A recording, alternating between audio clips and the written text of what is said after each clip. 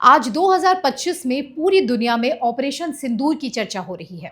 Operation सिंदूर के तहत चल रही कार्रवाई में भारतीय सेना हर छोर पर पाकिस्तानी सेना को धूल चटाते हुए उसके सभी हमले को नाकाम कर रही है। पूरी दुनिया उसे देखकर दंग है। आज ऑपरेशन सिंदूर से सिर्फ पाकिस्तान ही नहीं, चीन और दुनिया के कई देशों को यह संदेश मिल गया है कि भारत की तरफ आंख उठाने वाले भारत पर हमला करने से पहले 100 दफा सोच लें। आज 2025 में हम जिस तरह से ऑपरेशन सिंदूर पर गर्व कर रहे हैं, ठीक इसी तरह हमारे इतिहास में भी कई ऐसे क्षण आए हैं जिसने हम देशवासियों का सिर गर्व से ऊंचा कर दिया था और खुद को सुपर पावर बोलने वाले देशों को भारत ने अपनी ताकत दिखा दी थी। हम बात कर रहे हैं ऑपरेशन शक्ति की, और आज इतिहास में झांकते हुए इस विषय पर बात करना हमारे लिए भी बड़े गर्व की बात है। आज 11 मई है और आज ही के दिन वर्ष 1998 में दुनिया ने हमारी ताकत देखी थी। जी हाँ, 11 मई 1998 को अटल बिहारी वाजपेयी की सरकार ने राजस्थान के पोखरण में 3 सफल परमाणु परीक्षण कर दुनिया को अचंभित कर दिया था। ऑपरेशन शक्ति के तहत किए इन टेस्ट के जरिए भारत ने अटल इरादों का परिचय देकर भारत को एक और बुलंदी दी थी। At 15:45 hours, India conducted 3 underground nuclear tests in the Pokhran range. I warmly congratulate the scientists and engineers who have carried out these successful tests. अटल सरकार ने पोखरण 2 परीक्षण की समूची व्यू रचना इतनी गुप्त रखी थी कि अमेरिका और उसके सैटेलाइट तक धोखा खा गए थे। ऑपरेशन इतना गुप्त था कि अमेरिकी खुफिया एजेंसी को भारत को 5 परमाणु परीक्षण की भनक तक नहीं लग पाई थी। लेकिन भारत को आखिर इस ऑपरेशन शक्ति की क्या जरूरत थी? दुनिया को अपनी ताकत का एहसास कराना क्यों जरूरी था? किसी देश के इतिहास में शक्ति की क्या अहमियत होती है? ये सब इतिहास के पन्नों में झांककर समझने की कोशिश करते हैं। दरअसल ऑपरेशन शक्ति मिशन की अगुवाई पूर्व राष्ट्रपति डॉक्टर एपीजे अब्दुल कलाम ने कुछ इस तरह से की थी कि दुनिया को इसकी भनक तक नहीं लगी थी। इससे पहले 1974 में इंदिरा गांधी की सरकार ने पहला परमाणु परीक्षण पोखरण 1 कर दुनिया को भारत की ताकत का लोहा मनवाया था। इसे ऑपरेशन स्माइलिंग बुद्धा नाम दिया गया था। कई रिपोर्ट्स बताती हैं कि अमेरिकी खुफिया एजेंसी CIA भारत पर नजर रखे हुए थी और उसने पोखरण पर निगरानी रखने के लिए 4 सैटेलाइट लगाए थे। हालांकि भारत ने CIA और उसके सैटेलाइट को चकमा देते हुए परमाणु परीक्षण कर दिया। इतना ही नहीं, इस प्रोजेक्ट के साथ जुड़े वैज्ञानिक इस स्तर की सतर्कता बरत रहे थे कि वे एक दूसरे से भी कोड भाषा में बात करते थे। ये झूठे नाम इतने हो गए थे कि कभी कभी तो साथी वैज्ञानिक एक दूसरे का नाम भूल जाते थे। अलग अलग रिपोर्ट से ये पता चलता है कि ऑपरेशन के दौरान दिल्ली के ऑफिस में कुछ इस तरह से बातें की जाती थी, जैसे क्या स्टोर आ चुका है? परमाणु बम के एक दस्ते को ताजमहल कहा जा रहा था। अन्य कोड वर्ड्स थे व्हाइट हाउस और कुंभकर्ण। सभी को आर्मी की वर्दी में परीक्षण स्थल पर ले जाया गया था ताकि खुफिया एजेंसी को यह लगे कि सेना के जवान ड्यूटी दे रहे हैं। मिसाइल मैन अब्दुल कलाम भी सेना की वर्दी में वहां मौजूद थे। बाद में इसकी तस्वीरें भी सामने आई थी जिसमें पूरी टीम सेना की वर्दी में दिखाई पड़ी। बताया जाता है कि डॉक्टर कलाम को कर्नल पृथ्वीराज का छद्म नाम दिया गया था और वो कभी ग्रुप में टेस्ट साइट पर नहीं जाते थे। वो अकेले जाते जिससे किसी को भी उन पर शक ना हो। 10 मई की रात को योजना को अंतिम रूप देते हुए ऑपरेशन को ऑपरेशन शक्ति नाम दिया गया। डॉक्टर कलाम ने एक इंटरव्यू में बताया था कि उस समय भारत पर अंतर्राष्ट्रीय दबाव काफी ज्यादा था, लेकिन तत्कालीन प्रधानमंत्री वाजपेयी जी ने तय किया था कि वो आगे बढ़कर परीक्षण करेंगे। इसी के साथ भारत एक परमाणु ताकत बना।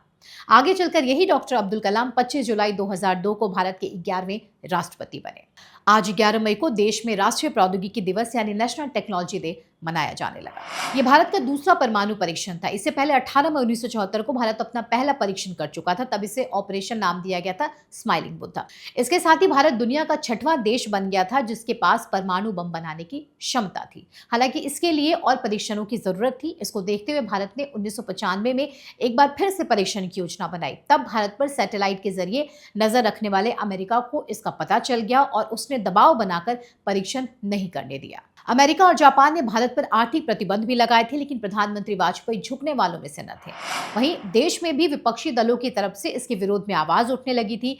परमाणु परीक्षण के कुछ ही दिनों के बाद सोनिया गांधी ने बयान दिया था कि असली ताकत संयम दिखाने में होती है, शक्ति के प्रदर्शन में नहीं। क्या आपको पता है भारत के परमाणु परीक्षण के बाद अमेरिका की क्या प्रतिक्रिया थी? अमेरिका का क्या रिएक्शन था? अमेरिकी सेनेटर रिचर्ड शेल्बे ने एक इंटरव्यू के दौरान कहा था कि ये पिछले 10 वर्षों में खुफिया एजेंसियों की सबसे बड़ी विफलता है। DRDO के तत्कालीन चीफ एपीजे अब्दुल कलाम ने स्पष्ट कह दिया था कि ये परीक्षण आत्मरक्षा के लिए है, राष्ट्रीय सुरक्षा के लिए है। दरअसल पूर्व प्रधानमंत्री अटल बिहारी वाजपेयी के लिए परमाणु बम परीक्षण करना आसान नहीं था। देश के अंदर और बाहरी देशों दोनों तरफ से बहुत दबाव था। परमाणु परीक्षण के फैसले को लेकर खुद देश के अंदर विपक्षी पार्टियों ने सवाल उठाते हुए उन पर निशाना साधा था। सदन में विपक्षी दलों की ओर से परमाणु परीक्षण को लेकर कई सवाल उठाए गए थे, पर इस पर अटल बिहारी वाजपेयी ने कहा था कि 1974 में मैं सदन में था जब इंदिरा गांधी के नेतृत्व में परमाणु परीक्षण किया गया था। हम विपक्ष में थे, लेकिन फिर भी हमने स्वागत किया क्योंकि देश की रक्षा के लिए परमाणु परीक्षण किया गया था। इतना ही नहीं, तत्कालीन प्रधानमंत्री अटल बिहारी वाजपेयी ने कहा था कि भारत ने यह परीक्षण किसी पर हमला करने के लिए नहीं किया। भारत को अपनी आत्मरक्षा का अधिकार है। भारत की सभ्यता और संस्कृति हमेशा से शांति और सद्भाव की रही है। ऐसे में भारत से ये उम्मीद न की जाए कि हम दुनिया को बर्बाद कर देंगे। भारत ने हमेशा खुले मंचों से कहा है कि उसका परमाणु परीक्षण शांति बनाए रखने के लिए है और भारत किसी भी देश पर कभी भी पहले परमाणु हमला नहीं करेगा। दरअसल भारत की परमाणु शक्ति संपन्न होने की दिशा में काम तो वर्ष 1945 में शुरू हो गया था, जब होमी जहांगीर भाभा ने इंस्टीट्यूट ऑफ फंडामेंटल रिसर्च की नींव रखी थी। लेकिन सही मायनों में इस दिशा में भारत की सक्रियता 1962 के भारत चीन युद्ध के बाद बढ़ी। इस युद्ध में भारत को शर्मनाक तरीके से अपने कई इलाके चीन के हाथों गंवाने पड़े थे। इसके साथ ही 1964 में चीन ने परमाणु परीक्षण पर महाद्वीप में अपनी धौंसपट्टी और तेज कर दी। इसके बाद 1965 और 71 में भारत को पाकिस्तान के साथ युद्ध लड़ना पड़ा। दोनों ही जंगों में भारत की जीत हुई। इस बीच 1964 में चीन ने परमाणु परीक्षण किया। दुश्मन पड़ोसियों की हरकतें भारत को चिंतित और विचलित कर देने वाली थी। लिहाजा सरकार के निर्देश पर भाभा परमाणु अनुसंधान केंद्र ने प्लूटोनियम और अन्य बम उपकरण विकसित करने की दिशा में सोचना शुरू किया, जिसके बाद भारत के लिए भी परमाणु हथियार विकसित करना जरूरी हो गया। हर दिन भारत की बढ़ती न्यूक्लियर ताकत अमेरिका समेत कई देशों की आंख में खटक रही थी। बताया ये जाता है कि भारत जैसे देशों द्वारा परमाणु क्षमता हासिल करने या परमाणु बम और हथियार बनाने से अमेरिका परेशान था। 1945 में अमेरिका इस टेक्नोलॉजी का एकमात्र मालिक था, लेकिन 1964 तक सोवियत संघ और चीन दोनों ने परमाणु बमों का परीक्षण किया। अब भारत में भी होमी जहांगीर भाभा के नेतृत्व में जल्दी ही परमाणु हथियार हासिल करने वाला था और भाभा ने ये तक घोषणा कर दी थी कि 18 महीनों में ही भारत ये तकनीक हासिल कर लेगा। होमी भाभा चाहते थे कि ऊर्जा, कृषि और मेडिसिन के क्षेत्र में देश की प्रगति के लिए न्यूक्लियर एनर्जी प्रोग्राम बने। भाभा ये भी चाहते थे कि देश की सुरक्षा के लिए परमाणु बम बने। कहा जाता है कि भारत की तरक्की को देखते हुए अमेरिका डर गया था। अमेरिका को यह लग रहा था कि अगर भारत ने परमाणु बम बना लिया तो ये पूरे दक्षिण एशिया के लिए खतरनाक होगा। इसलिए ऐसा कहा जाता है कि अंतर्राष्ट्रीय खुफिया एजेंसियों ने कोई साजिश रची होगी और जहांगीर भाभा जिस प्लेन से जा रहे थे उसे ही क्रैश करा दिया गया। हालांकि इसे कभी साबित नहीं किया जा सका, लेकिन कई ऐसे सबूत मिले हैं जो इसी की तरफ इशारा करते हैं। आप इसी से अंदाजा लगाइए, आज अमेरिका जैसा सुपर पावर वाला देश भारत के साथ दोस्ती की बात करता है, पर एक समय था जब यही देश भारत को परमाणु शक्ति के रूप में उभरने नहीं देना चाहते थे। किस तरह से अंतर्राष्ट्रीय लेवल पर भारत पर एक प्रेशर बनाया जाता था, लेकिन अटल जी ने भी हार नहीं मानी। पोखरण 2 के परीक्षण से ही जुड़ा एक बेहद ही रोचक वाक्य है जिसे आज की पीढ़ी को भी जानना चाहिए। पूर्व प्रधानमंत्री अटल बिहारी वाजपेयी ने ये बात मानी थी कि पोखरण परमाणु कार्यक्रम का असली श्रेय पूर्ववर्ती कांग्रेसी प्रधानमंत्री नरसिम्हा राव को जाता है। जैसे देखा जाए तो दोनों ही अलग अलग पार्टी से थे, बावजूद इसके दोनों में अच्छी दोस्ती थी। जी हाँ, देखा जाए तो इस अभियान का श्रेय तत्कालीन एनडीए सरकार और पूर्व प्रधानमंत्री अटल बिहारी वाजपेयी को दिया जाता है। हालांकि एक कार्यक्रम के दौरान खुद वाजपेयी ने यह स्वीकार किया था कि इसकी भूमिका पूर्ववर्ती कांग्रेस सरकार के प्रधानमंत्री पीवी नरसिम्हा राव ने तैयार की थी। उन्होंने खुलकर कहा था कि इसका पूरा श्रेय नरसिम्हा राव को जाता है। साल 2004 में नरसिम्हा राव के निधन के बाद अटल बिहारी वाजपेयी ने कहा था कि राव इस परमाणु कार्यक्रम के असली जनक थे। राव ने मुझसे कहा था कि सामग्री तैयार है, मैंने तो केवल विस्फोट किया है। अटल जी ने यह भी कहा था कि अगर राव जिंदा होते तो वो आज भी इस रहस्य से पर्दा न उठाते, क्योंकि उन्होंने खुद कहा था कि ये राज राज ही रहना चाहिए। दरअसल नरसिम्हा राव ने 1995 में ही परमाणु परीक्षण की तैयारी शुरू कर ली थी, लेकिन अमेरिकी सरकार को इसकी भनक लग गई और उसने दबाव बनाना शुरू कर दिया था। इसी के कारण उनके कार्यकाल में इस परमाणु कार्यक्रम पर विराम लग गया। लेकिन नरसिम्हा राव के मन में परमाणु की आग सुलगती रही। उन्हें इस बात की फिक्र नहीं थी कि दुनिया भर में तहलका मचाने वाले इस अभियान का श्रेय किसे मिलेगा। 1996 में अटल जी की सरकार बनी तो उन्होंने इस कार्यक्रम पर फिर से काम शुरू किया, लेकिन ये सरकार ज्यादा दिन नहीं चल सकी। 19 मार्च 1998 को जब फिर से अटल बिहारी वाजपेयी प्रधानमंत्री बने तो पहले दिन से ही उन्होंने परमाणु कार्यक्रम पर काम शुरू कर दिया। 11 मई की तारीख इतिहास के पन्नों में दर्ज हो गई और भारत परमाणु संपन्न राष्ट्र बन गया। राजस्थान के पोखरण की गर्म रेत ने दुनिया में भारत की ताकत की जो आग लगाई थी, उसकी वजह से आज दुनिया की बड़ी बड़ी शक्तियां भारत के साथ युद्ध की बात करने से पहले 100 बार सोचती हैं।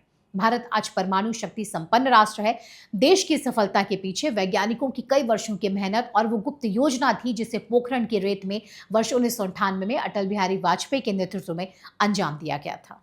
शायद उस समय अटल जी के नेतृत्व के कारण ही भारत समय आने पर किसी भी प्रकार से अपनी रक्षा करने और फिर जवाबी वार करने में सक्षम हो पाया है।